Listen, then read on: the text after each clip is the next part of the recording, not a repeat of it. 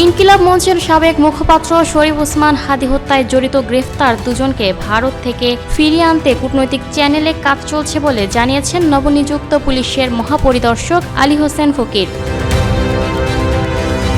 সোমবার 9 March police সদর দফতরের মিডিয়া সেন্টারে সংবাদ সম্মেলনে তিনি এসব কথা বলেন। আইজিপি বলেন, ওসমান হাদীর হত্যাকাণ্ডে জড়িত যে দুজনকে গ্রেফতার করা হয়েছে তাদের দেশে ফিরিয়ে আনতে কূটনৈতিক চ্যানেলে কাজ চলছে। তাদেরকে অচিরেই ফিরিয়ে আনা হবে। আইনশৃঙ্খলা রক্ষা করা প্রধান অঙ্গীকার জানিয়ে আলী হোসেন ফকির বলেন, চাঁদাবাজদের কোনো দলীয় পরিচয় বিবেচনা করা হবে না। চাঁদাবাজ ও মাদক কারবারিদের তালিকা তৈরি হয়েছে। প্রতিটি থানা হবে জিরো কমপ্লেইন সেন্টার। পুলিশের পক্ষ থেকে অতি উৎসাহী ভূমিকা পালন করবেন না কোনো সদস্য, তবে জনগণকে আইন মেনে চলতে হবে, যোগ করেন তিনি। কোনো নিষিদ্ধ সংগঠন আইন বহির্ভূত কোনো কাজে জড়িত থাকলে ছাড় দেওয়া হবে না বলেও জানান আলী হোসেন ফকির। পুলিশের দুর্নামের জন্য কতিপয় পুলিশ সদস্য দায়ী মন্তব্য করে আইজিপি বলেন, পুলিশের পদোন্নতি পদায়নে কোনো ধরনের স্বজনপ্রীতি হবে না। সৎ ও যোগ্য লোক থাকবে পুলিশে। দুষ্টু গরুর চেয়ে শূন্য গোয়াল ভালো। তিনি আরও জানান, দ্রুত সমস্যার সমাধানের জন্য প্রতিটি থানায় একজন জুডিশিয়াল ম্যাজিস্ট্রেট বসানোর পরিকল্পনা রয়েছে সরকারের। আর পুলিশের পোশাকের বিষয়ে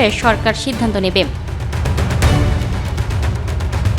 lucky Akter, People Voice Television, Dhaka.